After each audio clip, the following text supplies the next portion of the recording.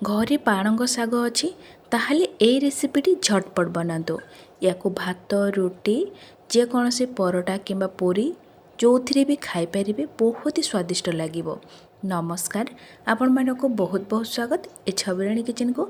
आपण जदि मो चैनल नुआ अच्छी ताहले सब्सक्राइब करूँ पाखर थिबा बेल आइकन को मध्य प्रेस करूँ ता सहित ऑल बटन को मध्य सिलेक्ट करूँ जहाँफल मोर नुआ नुआ वीडियो नोटिफिकेशन पाइपर। वीडियोटी प्रथमे देखिपारे। एबे स्टार्ट करनेबा ए रेसिपीटी से आम ये नहीं किछि बुट डाली जी आप बुट डाली बनइबे से हिसाब से बुट डाली नहीं जाए। ये मो पाखापाखि 300 ग्राम बुट डाली नहीं सहित नहीं 100 ग्राम मुग डाली को टिके हल्का एमती भाजी नेबा तापर या आड करवा। तो ये मुझे मुग डाली को भाजी नहीं एबे आम ये दुईटी जाक डाली को देकी पानी देकी या बतुरे नेबा पाखापाखि अध घंटे 45 मिनिट या बतुरे नेबा जहाँफल रेसिपीटी जल्दी बनब आ डालीटी बहुत बढ़िया भाव में सीझीज। तो एपटे आम डाली को बतुरे नेबा बतुरला ये कौन करवा धोई नेबा बतुरी जाइए आमर अध घंटे 45 मिनिट हो जाइए। तो ये भल भाव में डाली बतुरी जाइए या मो धोईकी नहीं जाइए। एबे आम गोटे प्रेसर कुकर नहीं जावा प्रेसर कुकर सबुतक डाली को आड करनेबा। ये आम कौन करवा पानी देदेबा ता सहित जी आमर आवश्यक से हिसाब से ये पानी देदेबा। तो ता सहित ये टेस्ट हिसाब से लुण देदेबा। डालीटी भल कलर देखा कि ये नहीं हाफ चामचर हलदी गुंड जहाँफल डालीर कलरटा भल देखा आ खायापी भी भल लगे। तो चलते ये तेजपत्र दुईटी देदेबा जहाँफल बहुत ही बढ़िया बास्ना आसो। ता सहित ये किसी खाଇବା तेल गोटे चामच देदेबा सोरिष हो कि रिफाइन। तो ये सोरिष तेल कि रिफाइन तेल गोटे चामच देदेबा मु रिफाइन तेल दूची। एबे ये प्रेसर कुकर को कभर करनेबा या आम दुईटी सीटी आसला पर्यंत गैस रे बसई नेबा। एपटे आम नहीं पालंग शाग गोटे बिड़ा जहाँकि डालीर क्वांटिटी को देखिकी आपण शाग को कम बेसी करें। तो ये मुझे गोटे बिड़ा शाग कंची कंची देखिकी नहीं या बाछिकी भल भाव में धोईकी रखी। तो चलतु या बाछि नियंतु भल भाव में चिकन करके धोई नियंतु।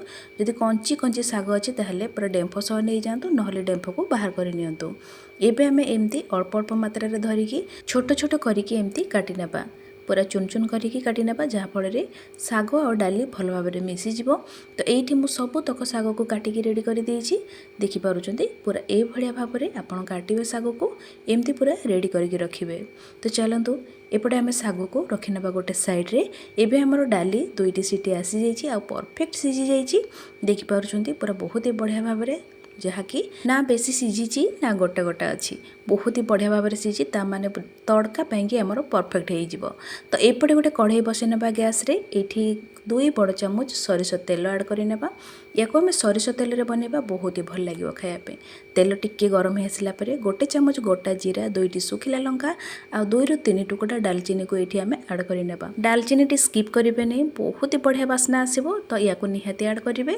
तो ये जीरा टिके फुटीगला आ लंका और डालचीनी टिके लाल हो आसला काटिकी नहीं 2टी मीडियम साइजर पियाज 5 ରୁ 6 कला रसुण काटिकी नहीं ता सहित 2टी कंचा लंका को मध्य काटिकी नहीं जावा। एबे आमे कौन करवा फास्ट पियाज को आड करनेबा या आम टिके हल्का गोल्डन होगा पर्यंत गोटे मिनिट पर्यंत या भाजी नेबा। पियाज टिके भल भाव में भाजी आसला आउ किसी सामग्री आड करवा। जो भी रेसिपी बनइबे सबुतक टिप्स को टिके फॉलो कले रेसिपीटी परफेक्ट बनइबो।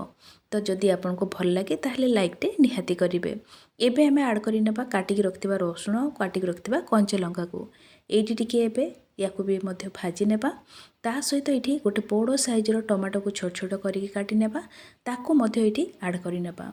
जदि आपंक पाखे छोट साइजर टमाटो अच्छी ताहले 2टी नहीं जातु एमती छोट छोट करके काटी नियंतु। टमाटो को मध्य 5 ରୁ 6 सेकेंड भाजी नेबा। जदि आपण ए जाए सब्सक्राइब करना ताहले प्लीज सब्सक्राइब कर दियंतु। तो ये टिके टमाटो हल्का भाजी आसला ये आम काटिकी रखिथिबा पालंग शाग को आड करनेबा। चलतु ये पालंग शाग आम सबुतक आड करनेबा।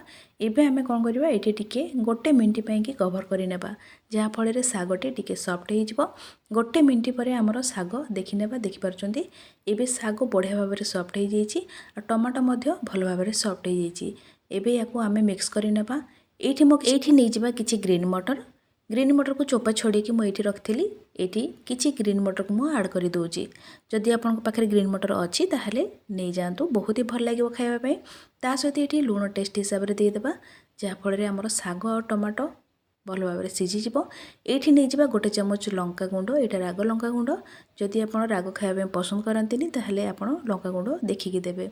ता सहित ये जीरा गुंड हाफ चामच, धनिया गुंड हाफ चामच, हलदी गुंड हाफ चामच देदेबा। या आम भल भाव मिक्स करनेबा, जहाँफल तड़काटी आमर भल कलर देखा सांगे भल टेस्ट आसो। जितेबले सागटी को आड करेंगे हाई फ्लेम रे रखिए, कहीं पानी आम बेसी बाहर करने देवानी, आ साग को ओवर कुक करने जमा भी देवानी। तो ये हाई फ्लेम रे या एमती खोला करके एमती भाजी नेबा।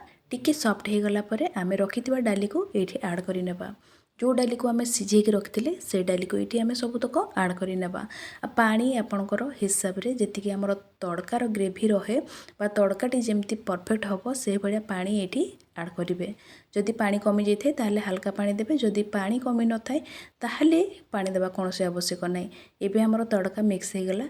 ये आम 1 ରୁ 2 मिनट पर्यंत कवर करनेबा, जहाँफल साग आ तड़का बा डालीटी भल भाव मिसीज। 1 ରୁ 2 मिनट ही या आम फुटे नेबा, ताठू अधिक जमा फुटेबानी, कहीं सागटी ओवर कुक हो डाली तो एमती भी कुक हो जाइए। तो एबे आम कौन करवा 1 ରୁ 2 मिनट पर्यंत या कवर करके एमती लो फ्लेम रे फुटे नेबा। देख पारछंती पूरा परफेक्ट हो जाइए आमर तड़काटी। एबे आमर तड़का बहुत ही बढ़िया भाव में रेडी हो जाइए। गैस रो फ्लेम को लो रखिबा, या आम एमती मिक्स करनेबा। आउ टिके टेस्ट बढ़िया ये आड करनेबा 1 चामच गुआ घी। जदि आपंक पाखे गुआ घी अच्छी ताहले निहाती आड करंतु, जदि नाही या स्किप मध्य करि परिबे। तो ये गुआ घी देकी आम आउ टिके मिक्स करनेबा। किछि समय बा 5 ରୁ 6 सेकंड या लो टू मीडियम रे एमती फुटै नेबा। तो देखि पारुछंती आमर तड़का बा पालंग सागर तड़का केते बढ़िया देखा जाउची। तो हेई गले रेडी आमर पालंग सागर तड़का। तो ये फ्लेम को ऑफ करनेबा, या 5 ରୁ 7 मिनट पर्यंत रेस्ट करिया पे छाड़ी नेबा। 5 ରୁ 7 मिनट पर आम ये आउ टिके फ्लेवर बा टेस्ट बढ़िया नहीं जावा हाफ चामच गरम मसला, ता सहित किछि धनिया पत्र ये गार्निशिंग करनेबा। जदि धनिया पत्र नाही आपण ये मेथी पत्र मध्य आड करि परिबे। तो या आम टिके मिक्स करनेबा। एबे आम सर्व करबा। आपन को ये रेसिपी जदि भल लगे ताहले गोटे लाइक करेंगे, ढेर सारा शेयर मध्य करेंगे, आ चैनल नुआ थिले निहाती सब्सक्राइब करदेवे।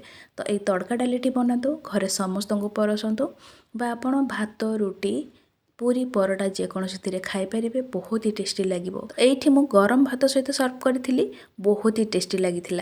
केवल आपड़ ये तड़का डाली आ गरम भात खाई दिंतु, बहुत ही भल लगे।